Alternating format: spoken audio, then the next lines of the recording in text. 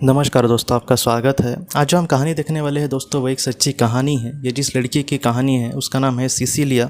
Sicilia हमसे ये कहती है कि उसने एक बार अपना पास्ट लाइफ रिग्रेशन किया था और उस पास्ट लाइफ रिग्रेशन में उसके जो भी अनुभव किया वो हमने उसने हमें अनुभव कहे हैं दोस्तों। वो हमसे ये कहते हैं कि पास्ट लाइफ रिग्रेशन के बीच में ही अचानक उसने ये देखा कि वो कहीं ना कहीं एक अलग ही दुनिया में पहुँच गई है और वहाँ पर उसका शरीर नहीं था, बल्कि वो आत्मा के स्वरूप में वहाँ पर थी।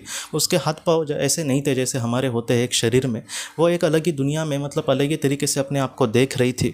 और उसके बाद सिसिलिया हमसे ये कहती है कि वहाँ पर उसको एक दूसरी भी आत्मा दिखाई दी और सिसिलिया तुरंत उस आत्मा के पास जब चली गई तब उसने उनको पहचान लिया। वो उसके पहचान की ही आत्मा थी, सिर्फ पहचान की आत्मा नहीं थी बल्कि वो उनके दादाजी थे दोस्तों। वो उनके दादाजी की आत्मा थी सिसिलिया के। और वो दादाजी जो थे वो उनको देखकर सिसिलिया बहुत ही खुश हो गई। बाद में एक दूसरे को गले लगाया दोनों ने दोस्तों। और बाद में उसके दादाजी ने यह कहा कि मुझे तुम्हें कुछ बातें बतानी है। और सिसिलिया ये कहती है कि जो उनका शहर था जहाँ पर उसका बचपन बीता था, उस शहर में कहीं ना कहीं उसके दादाजी उसको घुमा रहे हैं। वो ऐसे उड़ रहे थे जैसे आसमान में, और नीचे उसको शहर सुंदर ऐसे तरीके से दिख रहा है। वो एक ऐसा ही अनुभव दोस्तों डॉक्टर एबन अलेक्जेंडर जी ने भी कहा है, लेकिन वो पृथ्वी का नहीं था, वो एक अलग दुनिया का था। लेकिन उन्होंने भी वैसे ही कहा है कि जैसे एक पंछी की तरह हम आसमान में उड़ रहे। और सिसिलिया ये कहती है ये जो शहर वो देख रही थी वो आत्मलोक का ही शहर था। वो पृथ्वी का ही था, लेकिन उसकी एक प्रतिकृति थी। पृथ्वी में उस वक्त जब उसके दादाजी जवान थे तब जैसा शहर था कुछ ऐसे 40-50 साल पहले का, वैसा ही शहर आज वो उसकी प्रतिकृति आत्मलोक में देख रही है। ये जो सारी चीज़ें हैं वो वहाँ पर अच्छे से समझ पा रही थी। पहले तो सिसिलिया को यही लगा कि ये शायद पृथ्वी का ही एक एरिया है, लेकिन नहीं, उसके दादाजी ने एक एरिया वो अपने लिए वहाँ पर खुद बनाया था आत्मलोक में, और वो कहीं ना कहीं अपने पोती को वो दिखाना चाह रहे थे। और बाद में एक सुंदर एक लेक था दोस्तों, एक तला, और उसके किनारे पर वो वहाँ पर उसको लेकर आए अपने पोती को। और उसने सिसिलिया को ये कहा कि मैं यहाँ पर एक सुंदर ऐसी दुनिया में रहता हूँ, यहाँ पर हमें जैसा चाहे वैसा हम वातावरण निर्मित कर सकते हैं। यहाँ का जो जीवन है उसकी तुम सच में कल्पना भी नहीं कर सकती। पृथ्वी पर जितना दुख है वह यहाँ पर उतना ही सुकून और इतनी ही शांति है, उतना ही समाधान यहाँ पर तुम्हें मिल जाएगा। मुझे बेटा तुम्हें यह कहना है कि तुम्हें अपने जीवन में थोड़ा सा सीरियस होकर आगे बढ़ने की कोशिश करनी होगी, क्योंकि तुम अपने जीवन से ज़रा भी सीरियस नहीं हो। सिसिलिया ये कहती है कि उन्होंने बराबर कहा था। अपने जीवन में उसने कभी भी अपने आप को सीरियस नहीं लिया था, सिर्फ अपने आप को नहीं बल्कि उसको जो लोग प्यार करते हैं, जैसे उसके मम्मी पापा, उसका पति भी था, तो उन लोगों के बारे में कभी भी इसने सोचा ही नहीं। जैसे उसको हमेशा खुद के ही बारे में वो सोचती थी, लेकिन खुद के बारे में भी वो इतनी सीरियस नहीं थी। वो यही सोचती थी कि बाद में देखेंगे, मैंने ये नहीं किया तो बाद में कुछ कर लूँगी, या फिर मैं अपने मम्मी पापा के लिए कुछ कर नहीं सकी तो बाद में देखेंगे, अभी मुझे पॉसिबल नहीं हो रहा। तो उसके दादाजी आज कहीं ना कहीं उसको यही कह रहे हैं कि ऐसे बाद में करके वक्त कब ख़त्म हो जाएगा तुम्हें पता ही नहीं चलेगा।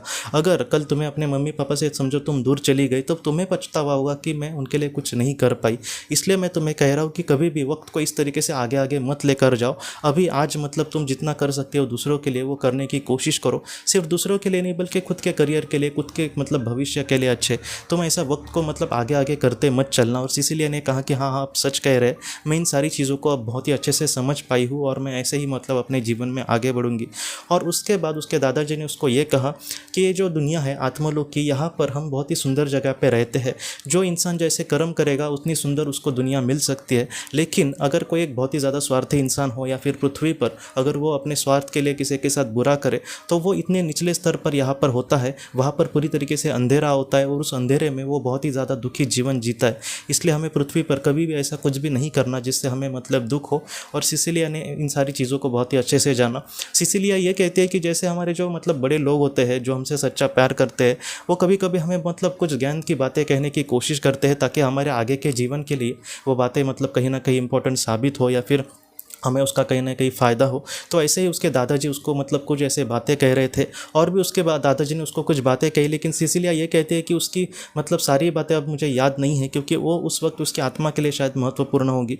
लेकिन उसमें की जो भी महत्वपूर्ण बातें उन्होंने कही थी वो सारी उसने इस तरीके से कही है। और बाद में सिसिलिया को उन्होंने ये कहा कि अभी फिर से तुम्हें पृथ्वी पर जाना होगा और अपने जीवन कर्तव्यों को बहुत ही अच्छे से पूरा करना होगा। मेरा जो आशीर्वाद है, मेरा जो प्यार है वो हम पर हमेशा तुम पर ऐसे ही बना रहेगा। तुम ज़रा भी भी चिंता मत करना। और सिसिलिया ये कहती है कि बाद में वो फिर से मतलब पृथ्वी पर लौट आई, और सिसिलिया ये कहती है कि उसका जो पीएलआर था वो उसी तरीके से चल रहा था। पास्ट लाइफ रिग्रेशन में दोस्तों ज़्यादातर हमें पहले के हमारे जन्म मतलब दिख जाते हैं, लेकिन आज कहीं ना कहीं सिसिलिया की आत्मा के लिए ये सारी बातें महत्वपूर्ण थी, इसलिए शायद ऐसा मतलब वो उसके सामने वाकया हुआ। ज़्यादातर पीएलआर में ऐसा कुछ होता नहीं है, लेकिन आज कहीं ना कहीं हम यही सीख सकते हैं इन सारी चीज़ों से दोस्तों, कि कभी कभी आत्मा के लिए अगर वो बातें मतलब इंपॉर्टेंट हो और वो आत्मा के लिए संभव हो, उसके करीबी लोगों के लिए उसके लिए कुछ करना, तो ऐसी घटना भी ज़रूर घट सकती है। और आज जिन सारी चीज़ों को उसके दादाजी ने कहा, उसी तरीके से वो अपने जीवन में आगे बढ़ रही है, और कहीं ना कहीं वो आज मतलब खुशनुमा एक ज़िंदगी जी रही है। बस वो खुद नहीं जी रही बल्कि दूसरों को भी वो खुशियाँ देने की कोशिश कर रही है। तो ये जो सिसिलिया की कहानी है कहीं ना कहीं हमें यही सिखाती है दोस्तों, कि हमारे जो अपने हैं जिनसे हम सच्चा प्यार करते हैं और जो लोग हमसे सच्चा प्यार करते हैं वो हमेशा कहीं ना कहीं हमारे साथ होते हैं। उनका जो प्यार है हमारे लिए वो कभी भी मतलब कम नहीं होगा। और एक अच्छा इंसान जो मतलब खुद दूसरे को खुशियाँ देने की कोशिश करे, हमेशा मतलब दूसरों के लिए जिए, या फिर जितना हो सके दूसरे के लिए निस्वार्थ कुछ करने की कोशिश करे, तो ये जो कर्म है वो खुद मतलब हमारी आत्मा को कल खुशियाँ देगी, प्लस हमारे जो अपने हैं उनको भी बहुत मतलब खुशियाँ होगी कि हम कुछ पृथ्वी पर अच्छा कर रहे। तो हमेशा हमें ऐसा कुछ अच्छा करने की कोशिश करनी होगी दोस्तों। तो दोस्तों हम अपने अगली वीडियो में किसी नए विषय को लेकर मिलेंगे। तब तक आप अपने परिवार का ख्याल रखना। आपका बहुत बहुत धन्यवाद। ज़िंदगी की रोशनी ये एक कंसल्टेंसी है जो ऐसे लोगों को मदद करने की कोशिश करती है जिन्होंने किसी अपने को खोया है, या फिर जो लोग अपने जीवन में बहुत ही ज़्यादा दुखी है। जो लोग इस संस्था के साथ जुड़ते हैं उन्हें पास्ट लाइफ रिग्रेशन की ऑडियोज़ भेजी जाएगी, जिससे घर बैठे वह पास्ट लाइफ रिग्रेशन का अभ्यास कर सकते हैं। और उन्हें 5 मेडिटेशन ध्यान की भी ऑडियोज़ भेजी जाएगी, और इसके साथ साथ उन्हें PDF किताबें भेजी जाएंगी जो हिंदी और अंग्रेज़ी में है, जो मोबाइल पर या फिर लैपटॉप पर आप उसे पढ़ सकते हैं। और 10 ऑडियो बुक्स भी आपको भेजी जाएंगी। तो दोस्तों अगर आप इस संस्था के साथ जुड़ना चाहते हैं तो कृपया इस नंबर पे व्हाट्सएप मैसेज करें। आपका बहुत बहुत धन्यवाद।